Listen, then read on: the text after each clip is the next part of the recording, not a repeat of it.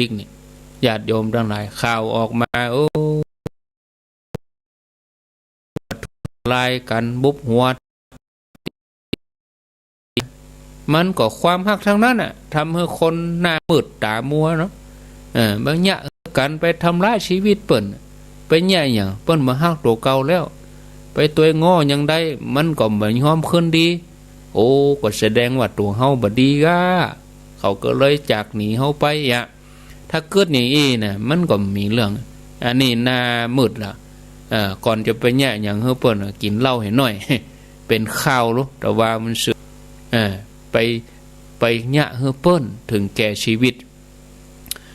แล้วก็ปัจจัยนี่ถ้ามีความตระหนักดีกับบ่เกี่ยว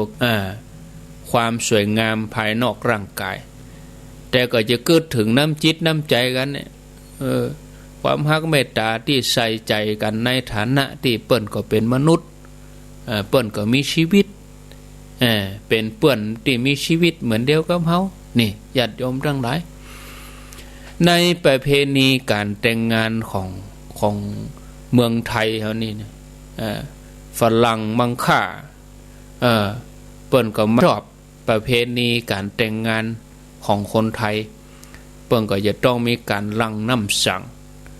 บางคนก็ถือวันเนี้ยแต่ว่ามันเป็นวันหยุดบางคนก็ไปที่14กุมภาถือโอกาสอันยังสำคัญมอบสิ่งของอันนั้นนะญาติโยมท่านทั้งหลายก็ประเพณีที่เปิ้นลังน้ำสังนี่เป็นการสอนธรรมะเหมือนเนอะเป็นการสอนธรรมะให้สาวให้มีความฮักเมตตาต่อกันนะอยู่กู้กันโดยที่บ่ต้องแตกแยกโอ้เป็นธรรมะอย่างใดก็เหมือนน้ำสังสายน้ำที่หลั่งลินลดมือคนโบราณเปิ้นก็เลยได้ว่าคาถาหลั่งน้ำสังก็คือมีเหมือนกันนะเวลาญาติโยมไปเป็นแขกผู้ใหญ่เจิญไปรดน้ำสังเปิ้นมีกรรมเหมือนกันเนอะกรรมอวยพรนะเอาเท่ากับห่ำกรรมเมืองบางทีก็ห่ำโวหารไปเปิ้นมีกรรมเหมือนกันมีกรรมขอให้เธอทั้งสองปองดองบัดแตกแยกเหมือนน้ำนี่เนอะถ้าเป็นบาลีเปิ้นก็ว่าอีทังอุทะกังวิยะสมัคคาอภินาโหทะญาติโยมอันนี้คือเป็นกรรมหลั่งน้ำสังความหมายก็คือให้เธอทั้งสองปองดองรักใคร่บัดแตกแยกกันเหมือนน้ำนิ่มแตกแยกแล้วมันสมานได้หมดเอาลองเอามีดมาฝ่าน้ำแล้วมันฝ่าบ่ได้เนาะน้ำแม่น้ำเนี่ยญาติโยมเดี๋ยวก็ไหลเข้าหากันมันจะต้องอยู่อย่างอีญาติโยมเนี่ยแล้วเปิ้นก็แปลเป็นกรรมประพันธ์ว่าขอให้ตึงสองอยู่กู้ครองดังดุจดังสายทานสายทานคือน้ำเนี่ยสะอาดสดใสสายน้ำนี่บ่อาจแยกจากกันได้ฉันใดขอให้ดวงใจดุจสายทานนี้เทินนี่เหรอเวลาเปิ้นไปอวยพรให้กู้บ่าวสาวเนี่ยคือมีความฮักคือเมตตาต่อกันญาติโยมทั้งหลายนะวันแห่งความฮักคือในทางพุทธศาสนาก็คือฮักเมตตาบ่ได้ฮักใคร่แบบโลกนะเขาก็คุ้นเคยกันนะเราอ่อนสมัยใหม่คนหนุ่มคนสาวเขาก็ว่าเล่นท้ายนะเพื่อก็เกี่ยมของขวัญพิเศษเนาะหวังจะได้รับความพึงพอใจจากแถมคนที่ตัวเองฮักแล้วก็เป็นการแสดงความฮักเพื่อจะตอบสนองความปรารถนาตัวเองแถมอันหนึ่งอย่างหนึ่งก็ตามความเชื่อของศาสนาคริสต์เปิ้นก็นึกถึงนักบุญคนหนึ่งชื่อนักบุญนี่ว่าชื่อว่าวาเลนไทน์นักบุญวาเลนไทน์นี่สละชีวิตตัวเองเนาะเพื่อให้คนหนุ่มสาวแต่งงานกันนะในอดีตที่เคยห้ามบ่ให้คนหนุ่มสาวแต่งงานกันเพราะว่าเปิ้นจะต้องเกณฑ์คนไปทำสงครามในทางพุทธศาสนาของเฮาก็อย่างที่บอกว่าญาติโยมของทั้งหลาย ในห่วงเดือนมาฆบูชาเจ้าพุทธเฮานี่มีวันสำคัญนะคือมาฆบูชาเป็นวันมาฆบูชาบางทีถามละออนเดือนกุมภานี่วันสำคัญมีอย่างพ้องวาเลนไทน์ละออน10 คนนี่ตอบตรงกันหมดเขาหู้จักวันมาฆบูชาเสียแล้วแล้วเขาจะโตดไปญาติโยมเขาใจลูกเจ้ามาฟังวิทยุอย่างอีแม่นี่เนาะใจลูกเจ้ามาฟังวิทยุใจลูกมาฟังทุกเจ้าอย่างอุ้ยเขาดูคนเฒ่าเฮานี่ฮู้กะเฮาก็จะต้องจำกะอีแม่เขาอีป่อเขาญาติโยมเขาก็จำทุกเจ้าอู้นี่เอาไปอู้ให้ลูกให้หลานต่อไปว่าเดือนนี้เนี่ยมันเป็นความฮักทางพุทธศาสนาเฮาเน้อละอ่อนสู่เขาเน้อมาฆบูชามีความสำคัญก็คือว่าเป็นวันจาตุรงคสันนิบาตถ้าตั้งใต้ประกอบวันเพ็ญเดือน3แต่ว่าปีนี้มันตรงเดือน6นะเดือน12เตื้อกำหุ่นนี่ปีนี้เดือน6กุปีเนี่ยเดือน5เป่งเพราะว่าตั้งใต้เป็นเดือนเมืองเฮานี่วยไป2 เดือนแต่เดือนนี้ปีนี้นี่6เป่งก็มีพระสงฆ์ 1,250 รูปมาประชุมกันโดยบ่ได้นัดหมายพระสงฆ์เหล่านั้นล้วนเป็นอรหันต์แล้วก็เป็นพระสงฆ์ที่พระพุทธเจ้าบวชฮืออุปสมบทฮือโดยเอหิภิกขุอุปสัมปทาลักใหญ่ใจความก็คือว่าวันเนี่ยเป็นวันที่พระพุทธเจ้าเปิ้นแสดงโอวาทปาติโมกข์อันยังเป็นโอวาทปาติโมกข์ก็คือเปิ้นถือว่าเป็นวันที่วางรากฐานในการประกาศหลักธรรมไว้ให้เจ้าพุทธเฮารุ่นต่อไปเอามาศึกษาปฏิบัติว่าด้วยเรื่องหลักการพระพุทธศาสนาก็คือละชั่วทำดีเนาะกายว่าจาใจนี่นะแล้วก็ทำจิตใจให้ผ่องใสบริสุทธิ์อันนี้เป็นคำสอนที่เป็นไปเพื่อป้องกันปัญหาต่างๆจนนำป่าไปสู่ต่างหลุดพ้นอันนี้ก็เลยเป็นที่สะท้อนถึงความปรารถนาของพระพุทธเจ้าที่เปิ้นฮื้อมนุษยชาตินั้นพ้นทุกข์อันนี้คือความฮักที่แท้จริงที่พระองค์มีต่อมวลมนุษย์ต่อสรรพสัตว์ทั้งหลายในสากลโลกนี้นอกจากนี้ก็ยังมีหลักธรรมที่สอนให้หมู่มนุษย์เฮามีความฮักกันอยู่ร่วมกันยังมีสันติสุขเน้อถ้าเฮาอยู่ด้วยกันเป็นเปื้อนร่วมเกิดแก่เจ็บตายเหมือนกันถ้าเฮามาฮักกันโลกมันก็บ่สันติสุขเนาะมันก็เบียดเบียนกันแข่งแย่งชิงดีชิงเด่นกันอยู่หั่นนะตามแนวทางพุทธศาสนานี่เป็นความฮักที่บริสุทธิ์บ่มีเงื่อนไขบ่หวังที่จะเอาตัวเองไปตอบสนองความต้องการของคนอื่นหรือให้คนสนองความต้องการตัวเองบ่ใช่อย่างนั้นแต่ปฏิบัติเพื่อให้คนอื่นพ้นทุกข์นะจากการใจชีวิตอยู่ร่วมกันในสังคมหมู่เฮาทั้งหลายถือว่าครอบครัวเดียวกันหมดถึงโลกนี้เป็นครอบครัวใหญ่เป็นพี่เป็นน้องกันหมดถึงโลกนี้มันก็ถึงรู้อยู่โลกแก่นเดียวกันไผก็บ่ใช่ว่าจะหนีไปอยู่ดาวอังคารมันก็หนีไปไหนมันก็ถึงบ่พ้นมันก็ถึงอยู่ด้วยกันเนี่ยนะโลกแก่นเดียวกันเนี่ยอย่างที่เคยเล่าให้ญาติโยมฟังว่าไผเคยไปขึ้นเครื่องบินเวลาเครื่องบินขึ้นจากสนามบินแล้วอยู่บนพุ่นแล้วเฮาลองพอลงมาทั้งลุ่มเหรอโอ้มันก็จะเอียล้อชีวิตเฮาลองนั่งทบทวนพอเนอะลองนั่งทบทวนพอนักบินอวกาศออกไปนอกโลกพอเข้ามาโอ้โลกมันก็แก่นเนี่ยมนุษย์เฮาอยู่ด้วยกันนี่โอ้มันต้องเปิ่งปาอาศัยกันอยู่ร่วมกันในสังคมตัวเฮาต้องเป็นที่เปิ่งของคนอื่นได้ไม่ใช่ไปรอเปิ่งแต่สังคมโดยใจรักอันอย่างเดียวเขาก็ไปฟังในช่วงที่2เนาะ อู้ไปก็ม่วนไปติ๊กๆเนอะญาติโยมเนอะเดี๋ยวไปฟังกันช่วงที่สองช่วงแรกนี่ก็กลัวว่าจะได้อู้อยู่คนเดียวเว้ยเนาะ 4:07 นาทีลุกกันแล้วกันนี่ตื่นกันแล้วก็ญาติโยมเดี๋ยวยังอยู่ด้วยกันแถมนะอยู่ด้วยกันแถมชั่วโมงกึ่งกันนะอันนี้สมใจที่ห่างหายไปเมินป้าแบบเป็ดหอดครับโทรศัพท์เดี๋ยวก็โทรท่านยังมาจัดรายการโอ้วันนี้ร่างกายบ่สมบูรณ์เนาะวันนี้มันเย็นแน่เสียงบะมีหูดังตันแน่มันกัดดังไงอู้ไปก็ฟูฟีคนเท่าก็อันกะรับต่อเดี๋ยวแหมกำโทรมาหามะ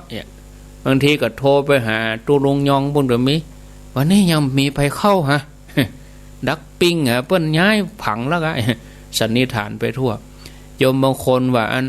เปิ้นปรับผังรายการก้านี่ตู้เจ้าหายไปไหนยังไม่เจ้านี่บางคนก็สงสัยไปสัปะโอ้ท่านบ่ครูบ่สบายก็เมื่อยก็ว่าโอ้เมื่อยบ่ไข้อย่างเนอะแต่ว่าอากาศมันเปลี่ยนบ่อยช่วงก่อนนั่นน่ะมันเย็นลงหวบแล้วก็ทำให้ร่างกายเฮานี่มันปรับบัดตันน่ะมันก็เลยทำให้หายใจฝืดมันกัดดังแล้วประเด็นนี้ดีแล้วไม่ได้กินยกกินยาอย่างมันหายเพราะคนเดียวมันอุ่นแล้วมันก็ดีแต่ถ้าว่ามันก่อยๆเย็นอย่างวางก่อนนี่จัดโยมสังเกตว่าวางที่หนาวที่สุดนะอาตมาก็มานั่งจัดอยู่หรอหน้าหนาวมึงช่วงเดือนธันวาเนี่ยตุลาพฤศจิกาธันวามกรานี่ก็มันจะขาดหรอแต่ว่าต้นเดือนกุมภานี่ปะโทฝนตกยาฝนตกแล้วมันลงวาบเลยล่ะอุณหภูมินี่จากที่เฮาฮ้อนกันก่อนนั่นน่ะนอนก็เปิดพัดลมอยู่เมื่อวันก็ฮ้อน30ปลายองศาเพื่อฝนตกมาแหมสักวันลงหวบเลยเชียงรายยังเลขตัวเดียว8องศา7องศาโดยรอนี่12องศา11องศาโอ้อากาศลงอย่างอี้เลยมาไหวเลยก็เลยหยุดก่อนเนาะเมื่ออาทิตย์แล้วเนี่ยขออภัยเนอะแล้วก็ขอบคุณที่ห่วงใยแล้วก็โทรมาถามตั้งนี้ไปก็อุ่นไปอากาศก็ดีขึ้นนะเนาะญาติโยมเขาเองก็เหมือนกันนะรักษาสุขภาพอาตมาบละหลน้ำอุ่นจิบน้ำอุ่นตลอดนะตื่นเจ้ามาเขาก็ทำธุระส่วนตัวเนี่ยเข้ารายการที่3เนี่ยมันจะว่าตื่นปุ๊บเอาไม้จู้ปากกับอู้เลยลำใจหรอญาติโยมตื่นมามันต้องเปิดคอมนะเปิดคอมทำแปลงนั่นแปลงนี่เอาน้ำอุ่นมาล้างหน้าล้างตาแปรงฟันไหว้พระตัวเก่าเหตุก่อนน้อยแล้วมาเปิดคอมนี่ใจคอม2ตัวคอมตัวแรกนี่เอาออกเฟซบุ๊กไปเดี๋ยวนี้ออกเฟซบุ๊กตัวแต่มีก็เสียงเนอะภาพก็เป็นภาพนิ่งภาพนิ่งนั่งเตะทำไม่ได้เป็นภาพเคลื่อนไหวถ้าจะเอามาฉายให้พอเนี่ยมันเดี๋ยวนี้โอ้อุปกรณ์มันนักหมวกก็มีผ้าตวบก็มีเนี่ยญาติโยมทั้งหลาย พอแล้วบ่เรียบร้อยหมวกนี่ใส่ผ้าตวบโดยห่มผ้าด้วยหนาตึ๊บเลยเนี่ยมันเย็นยาก็มาอ่านกำใบให้เหมาะไปได้อู้อย่างนี้จะได้ถ้าบ่ใส่อุปกรณ์ครบก็เลยเอาเสียงออกอย่างเดียวเนาะญาติโยมท่านทั้งหลายก็เดี๋ยวจะลองฟังพอก่อนเนาะมีไผฟังพ่องกาก็ว่าละคนเดียวอย่างเดมหูนี่แล้วก็ไผที่จะไปลำปางหนานะประเด็นนี้ในเฉพาะที่อาตมาจดไว้แล้วก็โยมเปิ้นโทรมาหลังไมค์ก็มีแล้วก็อย่างใดนั่นขวายบึดนี่ตี5นี่จะเอิ้นไปจังเชียงรายแหมกำวันนั้นไปเวียงปะเป้าเขาก็บอกเขาแล้วกันแต่เดี๋ยวนี้เปิ้นได้ยินนะเวียงปะเป้าเปิ้นบ่ได้ยินเปิ้นได้ยินตี5สถานีตังปูนเปิ้นรับตี5เดี๋ยวนี้อู้ตังหมู่เฮานี่ก่อนเนาะตังขึ้นสีขาวนี่ก่อน ญาติโยมจะไปก็รวมตัวกันไปก็เช่ารถไปเองตกลงราคารถคนเดียวตกลงกันเองเอารถที่ไหนเอาไผ่ไปตัว1 คนก็ลดกันเอารถส่วนตัวไปก็บักคัดข้องไปเตอะไปวันที่เช้าไปเนี่ยหยังก็เดี๋ยวจะมาอู้ให้ฟังแต่ตอนนี้เอ่ยลดให้เปิ่นฟังให้กันหนองผ้าขาวนี่2 กันเนาะปากตังเจริญ1 กันแม่จันบ้านเวียงตะการ1 กันแม่อุ้ยล่าบ้านดงหัดนาค1 กันแม่บุญปั่นศพเตี้ย1 กันแม่สีทอนแม่สีทอนนี่อันนี้หนองล่องเนาะหนองล่อง1 กันถ้าอย่าเน้นลักก็ถ้าอย่าไปตัวนะเน้นลักเปิ่นว่าอย่าไปตัวนะก็ได้กะไปเอวลำปางเมืองปานบ้านแม่สายพินเขาพูดนะตงซานเขาเดี๋ยวเปิ้นก็ฟังกันแล้วกันเดี๋ยวนี้ปะทบเปิ้นตื่นกันขนาดเนอะปะโท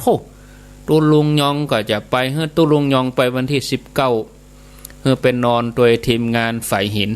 ก็เดี๋ยวจะวางแผนกัน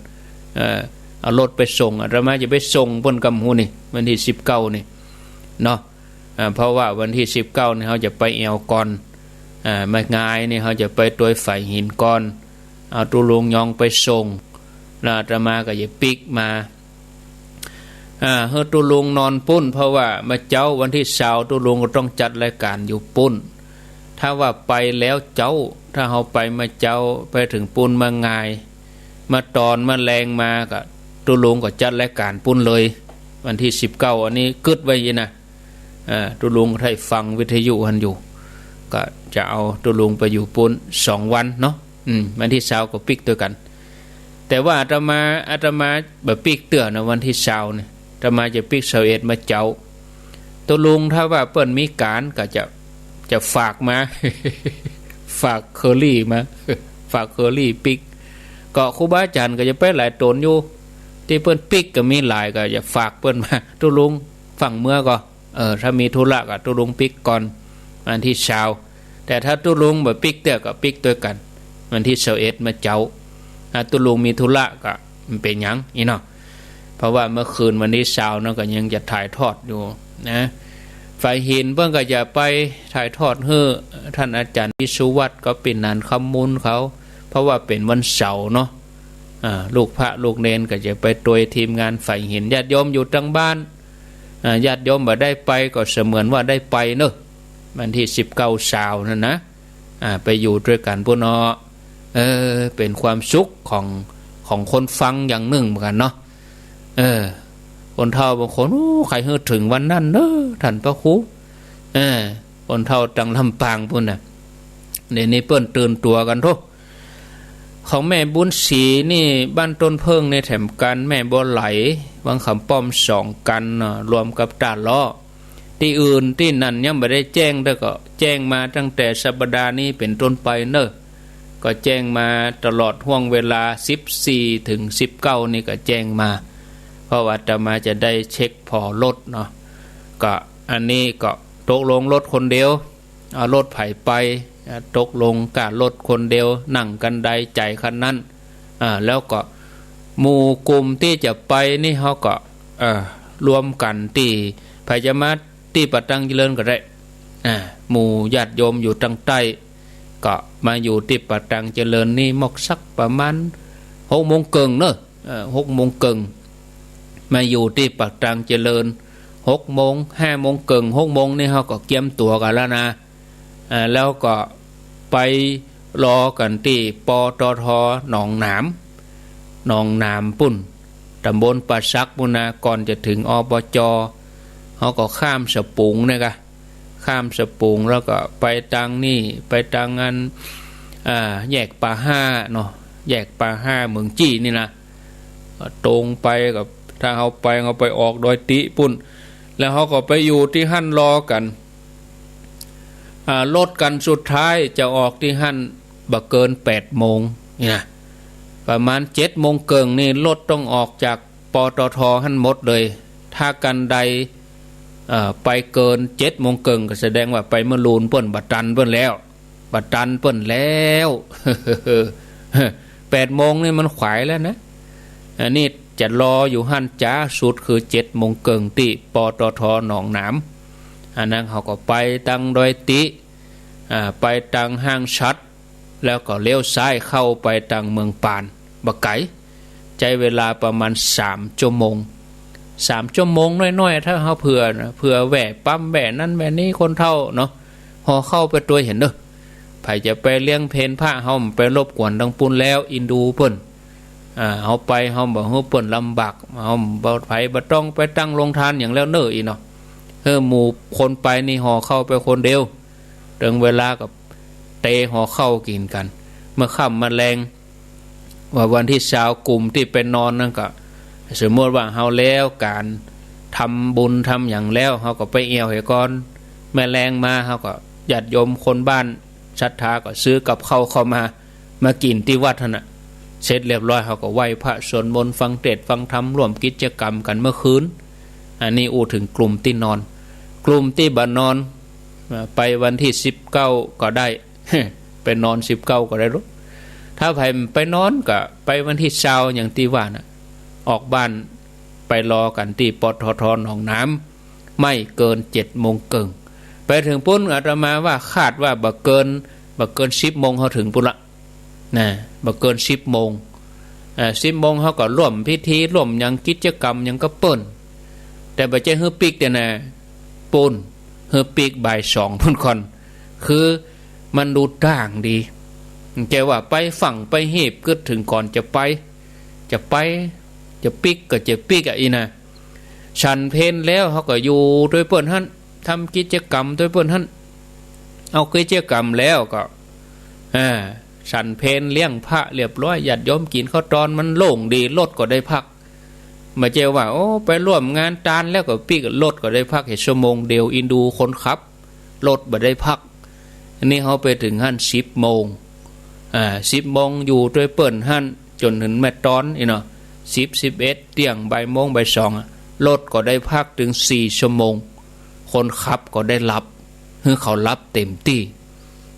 คนขับบางทีเขามาห้ามเฮา6 โมงนี่เขาลุกตี 4นะเขาลุกตี 4ต้องไปไล่ฮับคนนั้นนี่นะเนาะญาติโยมเนาะนี่ก็เวลาเชาะรถก็คือมีเบอร์โทรคนรถไว้เหียถ้าเฮือจะมาจัดรถเดี๋ยวปวดหัวหำ6 โมงโทรหาอาตมาอาจารย์รถยังมาเถอะฮะ อาตมาก็วุ่นตั้งเวอันนี้คือโยมเสาะรถคนเดียวเนี่ยสบายใจติดต่อคนเดียวเต็มใจรถกันได้สบายใจเถิบเนาะ เสาะรถคนเดียวไปเลยตกลงราคาคนเดียวเดี๋ยวนี้รถเขาจึงฮู้กันแล้วเขาจึงโทรหากันไปลำปางไปกะจะเก็บคนเท่าเราได้ฮะ เขาจึงอู้กันเลยจะเก็บแปลงก็กลัวไปข้อสอบจะไปเสลยลำปางบน จะเก็บถูกก็บอกกุมกันน้ำมันเขาจึงอู้กันบัดถ้ากลัวแล้วเบิ้ลยาวเท่าได้ฮะถามอาตมาก็บอกฮู้นะอาตมาก็บอกฮู้บ่ได้ฮับเหมารถนะเขาก็บอกฮู้นะอาจารย์เปิ้นเอาเท่าใดเนี่ยเขาไปฮู้จะได้เขาก็บอกฮู้ก็อู้คนเดียวแล้วก็บอกสถานที่ว่าเมืองปานบ้านตุ่งโป่งไอ้เนอะวัดตุ่งโป่งบางทีคนจะไปเนี่ยบางทีอาตมาอู้แล้วใส่ใจฟังเปิ้นไปไหนก็มาฮู้ถามว่าเมืองปานกับเมืองปานบางทีให้คนขับรถโทรหาอาตมาเนี่ยนะโยมเขาน่ะจะไปเต้แล้วเปิ้นไปไหนบ่ฮู้นะไปถามท่านอาจารย์พุ่นไปเอาเบอร์อาตมาให้โชเฟอร์โชเฟอร์โทรมาอาจารย์จะไปไหนก็วันที่เช้าน่ะโหก็เปิ้นอู้เอาวิทยุย่ำฟังโหก็ผมขับรถนะครับผมไม่ได้ฟังครับ แล้วคนจะฟังกันเปิ้นผมมาถามท่านอาจารย์นานโยมเฮาจะไปเนี่ยเฮาต้องฮู้ข้อมูลกะเปิ้นไปไหนไปเมืองปานไปวัดตุ่งโป่งอำเภอเมืองปานนี่กะวัดตุ่งโป่งนี่เนอะอำเภอเมืองปานจังหวัดลำปางนี่นะเปิ้นออกกี่โมง6 โมงเกิงนี่ล้อมหมู่น่ะถ้าหมู่ที่อยู่ใกล้อยู่หิมปัดตังเจริญถ้าหมู่ละปูนหมู่จอมตองนี่นะสันปะตองนี่นะเปิ้นไปทางใดนี่ก็ไปทางดอยติอีก เหมือนเนี่ยเล็กๆน้อยๆเหมือนเนี่ยเขาต้องฟังแล้วก็เก็บมาถ้าเขาจะไปแล้วนะมันจะว่าเอาเบอร์อาตมาให้โชเฟอร์แล้วโชเฟอร์มาถามอาตมาก็ต้องอธิบายแหม2 ต่อ 3 ต่อไงมันยุ่งยากไง เนาะญาติโยมประเด็นนี้ได้ขี้กันแล้วนี่2 3 4 5 6 7 8 9 10 11 12ได้โล1 โล12 กันก็ถ้ามีมาเพิ่มก็ยังได้ก็โทรมาหน้าไม้อีกก็ได้หลังไม้ก็ได้แบบเป็นอย่างส่วนญาติโยมจังเวียงปะเป้าก็ข้าวๆก็เกือบ10เหมือนกันเนาะเวียงเป้านะวันนั้นไปเขาก็บอกแต่อาตมาก็จดไว้เมื่อกี้คนฝ่ายเบิดก็ถามเขาเนาะ4 โมงเช้า2 ตี 4 เช้า2ก็ลวดพักตึงนั่นตึงนี้เนาะญาติโยมไผจะจะโทรเข้ามาก็ขอเจริญปอนโทรเข้ามาหากันแล้วก็อาตมารับสายจบแล้วก็กำเดียวธรรมะต่อเนาะหลากยาวเลยกำเดียวนี่นะ0 9 9 8 3 6 6 3 2 2เปลี่ยนบรรยากาศพักเนาะญาติโยมโทรมาอาตมาเตื้อญาติโยมอาตมาก็จะได้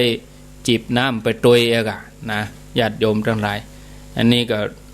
มายาวๆนี่ก็กินน้ำบ่น้อย ลื่นน้ำลายออกถ้าญาติโยมเขาอาตมาก็จิบน้ำตุยเอง0 9 9 8 3 6 6 3 2 2เจริญปนไหว้สาเจ้าท่านพระครูว่าไปเลยหักโต๊ะเก่าก็ถูกต้องแล้วเหรอวันแห่งความรัก หักโต๊ะเก่าเดินนี่เป็นเดินแห่งความรักรักพระพุทธศาสนาตุ้ยหักโต๊ะเก่าตุ้ยเป็นตอบได้ถูกต้องแต่เนาะอันต้องอยู่ด้วยกันต้องอดทนถึงที่สุดถึงนี้ได้อยู่ด้วยกันจนแก่จนเฒ่านะแน่นอนแล้วโมทนาสาธุสายต่อไปเจริญปนสาธุกับนมัสการเจ้าท่านอาจารย์จากที่ไหนอันแม่อินทนินอยู่แม่สึงน้อยเมืองฝางเจ้าฟังท่านมาเจ้าละวันแห่งความฮักวาเลนไทน์ใจเน้อคนเจ้านะต้องวันทำบุญฮักวัดฮักวาเอกเนาะคือกำลังใจนะเป็นกำลังใจอนุโมทนาบุญกับทุกท่านที่ไปเลยเน้อเจ้าเป็นกำลังใจเจ้าสาธุสาธุสาธุเจ้ากับนมัสการเจ้าเจริญปนจากตังใดฮะดอยน้อยพัฒนากะดอยน้อยเนี่ยตินดอยนี่กะได้ยินทีกันนี่ไม่เจ้าวันนี้มีคำถามเจิญเลยอยากถามว่าระหว่างคนจ้างกับคนรับจ้างการต้นโพเนี่ยใครจะเป็นได้เป็นกรรมนักสักการจ้าต้นโพเดี๋ยวรอฟังเนาะรอฟังเนอะโมทนาเจริญปนนิมนต์เลยครับอาจารย์ครับนิมนต์ตัวลุงครับจับพอดีญาติโยมท่านทั้งหลายบอกลูกหลานต่างเจ้านั้นจะไปฮื้อดอกบัวปูจาพระพุทธคุณพระธรรมคุณพระสังฆคุณนอนไปขอดอกกุหลาบสีแดงซึ่งมีราคาแพงดอกเขาคือดอกบัวเขามีคุณค่าทักกว่ายิ่งกว่ายิ่งดีถ้าเราลืมดอกบัวที่เราบูชาพระพุทธพระธรรมพระสงฆ์ไปวันราคาบูชาที่จะมาถึงนี้แสดงว่าจิตใจของเขายังหมอน้องพอถึงคุณพระพุทธพระธรรมพระสงฆ์เกิดถ้าอย่างนั้นเรามันเป็นมนุษย์เตื้อนะอาจารย์แม่นนะขอฝากสหายญาติโยมเนอจะไปดอกบัวบูชาของเขานี่ไปดูว่าจะกลัวหลอกอย่างอื่นขอหักษาขนบธรรมเนียมประเพณีในการที่เขาได้นับถือพระพุทธศาสนาเนี่ยระลึกตลอดเวลานี่คือ ความเมตตากรุณามุทิตาอุเบกขาจากพระคุณจากองค์พระสัมมาสัมพุทธเจ้าซึ่งมีคุณเหนือชีวิตจิตใจของเราที่เราได้ต่อพฤติปฏิบัติมาตลอดนานห่างจากนอกข้าไปสากราบอนุโมทนาสาธุในการเทศนาคืนนี้นะครับจ้าตูเอาสายต่อไปเอาตึก4 โมงครึ่งเนาะน้องเบลเนาะครับเอาเชิญเลยครับครูนะครับนี่คือธรรมะวันนี้นะครับวันนี้ฟังกันเมินเลยเนาะโอ้เมินตัวใด40,000เนาะวันนี้เทศนิดอย่างก็ครูของพวกลูกเอาไว้ก็เอาไว้แมลงอย่างก็ได้เขาฟังกันไปได้อยู่นะครับก็ว่ากันเนาะเพราะว่าอย่างพระครูอู้นะคะว่าอย่างก็เลือกเอาว่าจะเอาอย่างแรกหรือเอาอย่างสองเอาอย่างสองนี่มาได้ฟังเมื่อนะแต่เอาอย่างแรกนี่ก็คือจะได้ฟังกันเมื่ออยู่ครับโอ้ดีแล้วอนุโมทนาอันนี้น้องเบลเจริญปนเจ้าไว้ตาเจ้าว่าจะได้ยายน้อยเคยไปโต้ยเพื่อนน่ะถ้ารถกันได้ดิ้นเนี่ยยายน้อยมันเกิดอยู่ปากตั้งตะปุงเด้